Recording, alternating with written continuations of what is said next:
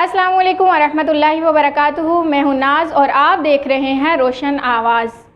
जी नाज़रीन, उम्मीद है आप सब खैरियत से होंगे। आज हम जिस मौजू पे बात करने जा रहे हैं वो है कुर्बानी।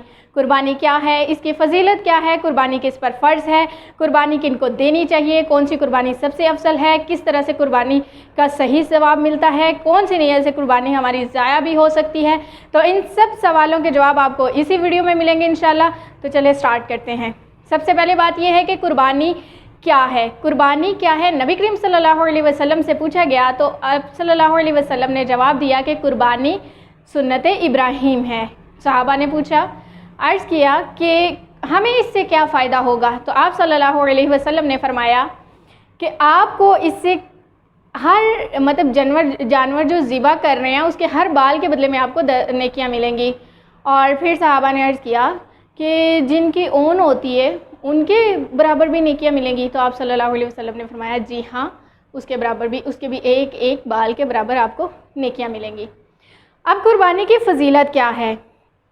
आप सल्लल्लाहु अलैहि वसल्लम ने फरमाया कि 10 ज़िलहज को खून बहाने से ले भर कर इब्ने आदम के यहाँ कोई भी बेहतर अमल नहीं है, क्योंकि ये जानवर रोज़े क़यामत अपने सींगों, खुरों और बालों समेत आएंगे और खून की ज़मीन पर गिरने से पहले अल्लाह के यहाँ इसका एक मुकाम हो जाता है। सो तुम ये कुर्बानी खुश दिली से दिया करो। अब बात हो गई कि कुर्बानी क्या है, सुन्नत इब्राहीम है। कुर्बानी की फ़जीलत क्या है वो आप हदीस की रूह में सुन चुके हैं। अब बात ये करनी है कि जो कुर्बानी है वो किन पर फ़र्ज़ है, कौन दे सकते हैं। कुर्बानी साहिबे इस्तिताअत पर फ़र्ज़ है, उन लोगों पे फ़र्ज़ है जो अपनी इस्तिताअत रखते हैं, जिनके पास अल्लाह ताला ने इतना माल दिया हुआ है, जो इसकी ताकत रखते हैं, वो कुर्बानी दें। अब एक क्वेश्चन आया था मेरे पास कि हम लोग अभी हमने कुछ पैसे देने हैं तो क्या हमारी कुर्बानी होगी।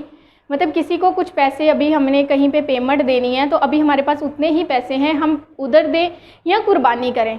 तो मैंने उनसे पूछा कि भाई आपने किस जगह पे देनी है पेमेंट। तो उन्होंने कहा कि हम एक प्लाट ले रहे हैं, हमें उसकी पेमेंट को अदा करना है। तो वो प्लाट असल में ये था कि वो उनकी एक्स्ट्रा जायदाद बन रही थी, एक्स्ट्रा प्रॉपर्टी थी। तो मैंने जवाब दिया, मैंने कहा ये आपकी एक्स्ट्रा प्रॉपर्टी है, अल्लाह ताला ने आपको इस्तिताअत दी है, सो आप उस रकम को रोक कर पहले कुर्बानी दीजिएगा। ठीक है। इस तरह बहुत सारे लोग होते हैं जिनको समझ नहीं आ रहा होता कि हम अब ये मामला करें, इस पर कुर्बानी दें या ना दें। तो आपको देखना है कि जो चीज़ आप एक्स्ट्रा बना रहे हैं उसकी जगह पे फ़र्ज़ है कि आप कुर्बानी दें, क्योंकि अब भी जो कुर्बानी का मौका मिला है पता नहीं कि वो नेक्स्ट साल मिलेगा कि नहीं मिलेगा। अब बात यह है कि अगर साहिबे इस्तिताअत हैं तो कुर्बानी देनी है, लेकिन हम जॉइंट फैमिली में रहते हैं, सारे इकट्ठे रहते हैं, तो क्या सबको अलग अलग कुर्बानी देनी पड़ेगी।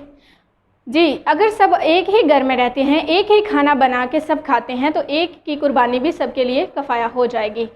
नंबर 2 बात आती है कि अगर एक ही घर में रहते हैं, अलग अलग हम खाना बनाते हैं, तो क्या कोई एक बड़ा कुर्बानी दे देगा और हम सब की हो जाएगी। जी, ऐसे भी कुर्बानी हो सकती है। कोई एक यानी कि जो बुज़ुर्ग होते हैं बड़े, उनके हाथ में सारा खर्चा होता है, लेकिन अलग अलग सब बनाते हैं, तो वो एक भी कुर्बानी दे दें तो दूसरों की हो जाएगी।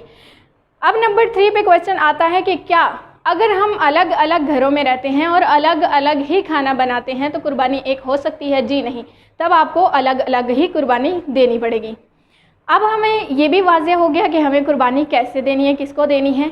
अब ये है कि कुर्बानी का जानवर लेने जाना है, तो इस पे ख़ास तौर पे बहुत सारे सवालों को देखना होता है।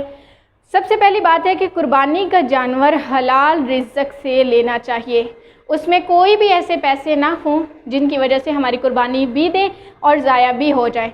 तो वहाँ पे जो पहली बात सोचनी है, जो पेमेंट हमारे पास है, जो रकम है, वो आया हलाल है कि नहीं है, उसमें कुछ हराम पैसे तो नहीं ऐड हो रहे।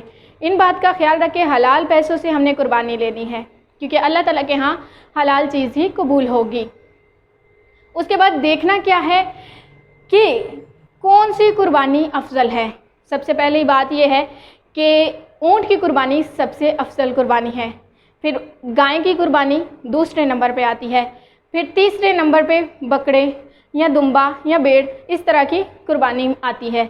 इसमें ये देखना है कि चौथे नंबर पे जो लोग हिस्सादार होते हैं, जो हिस्सा डालते हैं, बेहतर है कि वो एक चीज़ मतलब एक बकरा या गाय, दुम्बा, भेड़ वगैरह दे ले। अगर उनके पास इस्तिताअत नहीं तो चौथे नंबर पे जो अजर आता है वो हिस्सेदार वालों का आता है। अब ये देखना कि हमारी पॉकेट में कितना है जितने में हम ले सकते हैं। اگر ہماری اونٹ خریدنے کی ہے صلاحیت تو اونٹ خرید لیں، اگر ہماری گائیں خریدنے کی ہے تو گائیں خرید لیں، اگر چھوٹا جانور خریدنے کی ہے تو چھوٹا جانور خرید لیں. یہ آپ لوگوں کو خود ڈیسائیڈ کرنا ہوگا. اس کے بعد دیکھتے ہیں کہ جب جانور لینے جائیں تو ان میں کن چیزوں کا خیال رکھنا چاہیے. جی، جانور لیتے وقت ہمیں یہ خیال رکھنا چاہیے جانور کانا نہ ہو، یعنی کہ اس کا کانا پن ظاہر نہ ہو، اس کی ٹانگ پہ کوئی مسئلہ نہ ہو، یعنی کہ وہ لنگڑا نہ ہو، انتہائی کمزور اور لاغر نہ ہو، بوڑھا جانور نہ ہو، جانور کے کان کٹے نہ ہوں، نہ ہی اس میں سوراخ ہو، نہ ہی لمبائی کے رخ میں چیڑے ہوئے ہوں، جانور کے سنگ نہ ہی ٹوٹے ہوئے ہوں اور نہ ہی جڑ سے اکھڑے ہوئے ہوں. ان ساری چیزوں کا ہمیں خیال رکھنا ہے. اور ایک اور چیز کہ دودھ والے جانور کی قربانی نہیں ہوتی، کیونکہ نبی کریم صلی اللہ علیہ وسلم سے پوچھا گیا تھا کہ مجھے ابھی کوئی دوسرا جانور نہیں مل رہا تو کیا میں دودھ دینے والے جانور کی قربانی کر دوں؟ تو آپ صلی اللہ علیہ وسلم نے انکار کر دیا، فرمایا کہ نہیں.